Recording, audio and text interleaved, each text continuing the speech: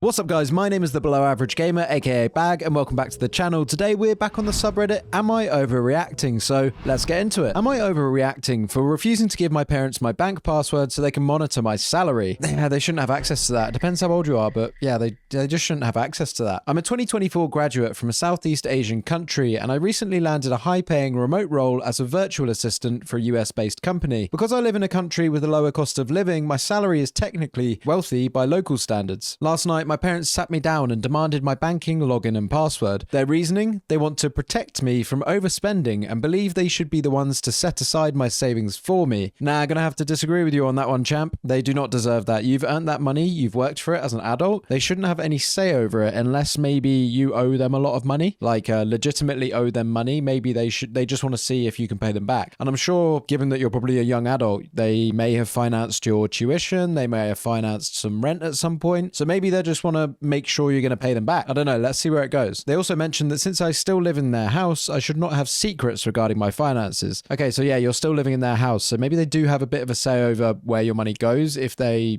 say they want rent. I told them no. I offered to pay a fixed, generous amount for rent, utilities, and groceries, but they called it insulting. They said I'm treating them like landlords instead of parents. Now my extended family is calling me arrogant and saying I have lost my roots because I want financial privacy. Yeah, well, they're kind of treating you like a prisoner by taking away your right to financial privacy, so you're treating them like landlords. Seems a bit tit for tat. I don't know. But I appreciate that you've offered to pay a generous amount for rent. Surely that should be okay, right? I'm kind of with the poster on this one at the moment. In my mind, I'm an adult with a professional career. In their mind, I'm an extension of the family communal fund. Am I overreacting for standing my ground? Is it an Americanized mindset to think my money is mine? Or is this a universal boundary I should never cross? I think there's two things, right? Like some Asian and East Asian families are more communal, are more family-based, and like they do have a bit more of a communal fund. Like for example, I know a lot of Indian families that are quite wealthy because they all sort of put their money together and they're a big family. They all sort of work as one unit, and it does work really well, but you don't get that independence. So there is often the threat that when you step out of line or do something the family doesn't approve of, that money that's coming to you to give you a good life is taken away. So there's pros and cons of it. It depends what you want. If you want to be independent, that works both ways. You don't get the good things that your parents can offer as a group, and that's fair, like if you want to be part of the group, you can have those benefits. But if you want to be independent, you also have to take the risk of when things go wrong, independently you have to fix them. And there's obviously the social issue and like the familial issue. Like if you step out from this community or this financial group that they've sort of brought you into, then it can result in a lot of like animosity between you and your family. I think it is a bit of a Western thing to be financially independent, and I think it's more seen in Eastern communities and societies and stuff like that you put all your money together. And it sounds like you're from a Southeast Asian country, so it sounds like this is the done thing. I don't know. Let's see the comments quickly. A lot of people have different opinions, to be honest. They're saying, I imagine a lot of the Western people are saying, yeah, you should be financially dependent, but a lot of people are acknowledging the fact that it's a cultural difference. So yeah, it's 50-50. It depends what you want out of life, and it depends how many risks you're willing to take. How much do you trust yourself independently to look after yourself? And for me, I'd rather always be independent because I hate the idea of someone sort of looming over me saying you can and can't do this for fear of being cut off. So yeah, interesting one. I don't think you're overreacting. I think you're just coming into a issue that a lot of people in your culture and that side of the world will come into, and it all depends on personal preference. Am I overreacting that my boyfriend basically staged a test to see if I'd cheat with his cousin? I, female 26, have been dating my boyfriend, male 29, for about a year. Everything has been normal, ... maybe too normal. Last weekend, he invited me to a small family hangout at his place. Nothing crazy, just food, music, and a few drinks. He mentioned his cousin would be there too, but I'd never met him before. When I got there, his cousin, male 27, was weirdly attentive. Not creepy, just very intentional, complimenting me, offering to refill my drink, sitting next to me every chance he got. At first I thought, okay, maybe he's just friendly. Nah, you should trust your intuitions on this one, my friend. When a male's being weirdly intentional, it usually means that they want something. They're not just, it's rare that they're just weirdly friendly. It has to be said. But then my boyfriend started disappearing, like fully vanishing into other rooms for long stretches of time. What is this guy, a magician? Fully vanishing? I failed to believe this. Sorry, I failed to believe that. At one point, it was just me and the cousin in the living room. He turns to me and goes, "So, do you always go for guys like him? I laughed it off, but he kept pushing, saying things like, you could do better, you know. Not everything is as it seems. Some men like to share. I think he's implying that your boyfriend's a cuck, which seems to be a recurring theme on this channel, that we encounter cucks. At that point, I was uncomfortable. I texted my boyfriend asking where he was. No reply. Then the cousin straight up says, if you wanted to do something, you wouldn't tell him, right? God, that's so creepy. Like, what is this game? I immediately got up and went to find my boyfriend, and guess where he was? In the hallway, on his phone, right outside the door. I asked him what the hell was going on, and he just smiled and said, relax, I just wanted to see how you'd handle yourself.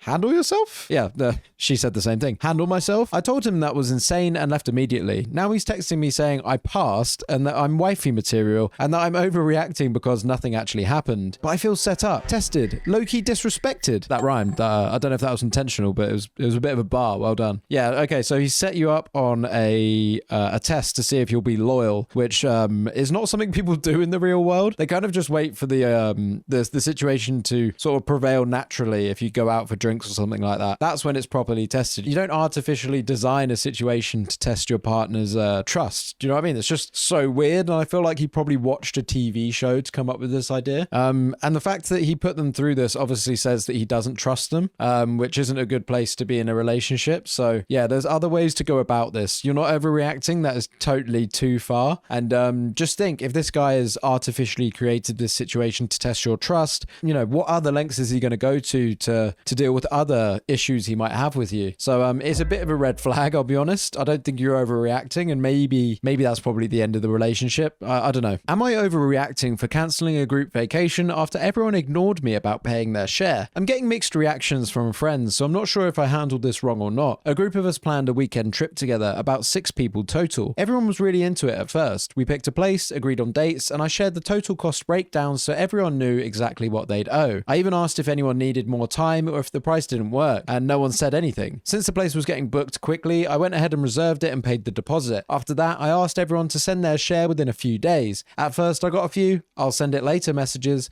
which I didn't think much of, but then days went by and nothing. I followed up on the group chat. Most people saw the message but didn't reply. One person said they were waiting on their paycheck, and another said they forgot, and a couple people just didn't respond at all. Yeah, this is obviously really frustrating because this year, for some reason, I just have all of my stag do's for all of my friends. They've all just come at once, and there's always someone in the group that has to sort of take the hit, book the accommodation, do the organizing, and it's a really like underappreciated role because it just wouldn't happen if people weren't willing to do this and, you know, put their card down and wait for people to pay them back. There's only a few people that really willingly want to go and pay you the money straight away. They have like good principles and good morals, but most of the time people are just busy. Like, they don't check their phone as much as you do because you're checking your phone a lot because you need the money, whereas they're just, you know, they're at work, they're not out any money, they're not thinking about it. So it's more of a priority for the person to follow up than it is for the person to sort of go to them and offer to pay them the money, especially if times are hard for your friends. Like, maybe they don't want to immediately pay you the money. So yeah, what I'm trying to say is, like, the person who always does this role always kind of ends up a bit out of pocket, maybe a little bit, or like for a while they don't get paid. So you kind of have to be prepared to, if you're going to be that person, to be out of pocket a bit. Only one person actually paid, so I cancelled the booking before I got charged the full amount. I did lose part of the deposit, but it was less than what I would have lost if I kept it. Well, at least that one person who paid, you can just keep that money and just say F you to everyone else. But that's really bad that they let it get that far. It sounds like it was a few days that they didn't pay you, and not really everyone was responding. So yeah, maybe you are kind of justified to cancel this booking. Now suddenly everyone is responding saying I overreacted and that I should have just trusted them to pay eventually. A couple of people said I made it a bigger deal than it needed to be and that I ruined the trip. Well, they don't really have the right to say that. Like, you followed up, you did the thing in the first place, and they've done nothing. So they can be pissed off in private that you've cancelled it, but to go and like vocalize that they've done the wrong thing by doing this, then it just seems a bit like out of place. Like, what gives you the right to now judge them and be insulting to them when you didn't play your part? So it's a bit of a weird one, this one. It's like 50-50. I feel like I gave multiple reminders and a clear deadline, but now I'm second guessing if I cancelled too quickly. Am I overreacting? My personal opinion is you're not. I'll just say that. I think you kind of logically and financially protected yourself. There was literally no evidence to say that they were even going to come on the trip, so why would you book it? Am I overreacting over my next door neighbour's behaviour. I, 28 female, have a next door neighbour who moved in around a year ago. He's a male and around late 30s, early 40s, and has a wife who I've never met. He has 2 children, a girl, 14, and a boy, 11. I have a young daughter who's 7, and we live very close by to her primary school,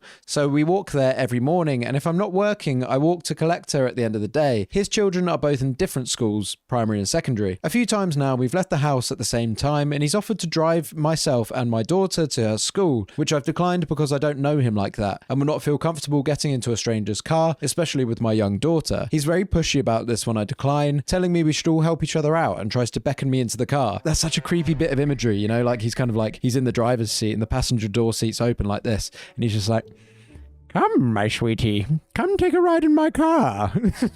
It's probably not that creepy, but in my head it is, so there you go. I gave you that imagery. You're welcome. There have also been instances where I've been walking down the road to collect my daughter, and he will drive up next to me with the window down trying to get me into his car. What is this guy's obsession with getting you into his car? Has he got like a really nice interior or something that he wants to show off? Or telling me to wait with my daughter after I collect her and he'll take us home. Bear in mind it's only a 10-minute walk back from the school, which is way shorter than it takes to collect both of his children and drive back. It depends. What's the weather like? Is it always rainy where you live? I'm kind of getting the vibe that this is UK based, which means, you know, in that 10-minute walk, you can probably have 4 different seasons. 1 minute snow could be falling, it could be bright sun and blue skies the next, and then it could just be pissing it down with rain. So maybe he's just thinking like that. I'm giving him the benefit of the doubt, okay? Anyway, thanks very much, guys. I really appreciate you coming to join me for this video. Leave a like and drop a comment down below. Let me know what you want to see next. Subscribe if you want to see more videos similar to this one. I've really enjoyed having you here. Love you long time. Mwah. Bag out.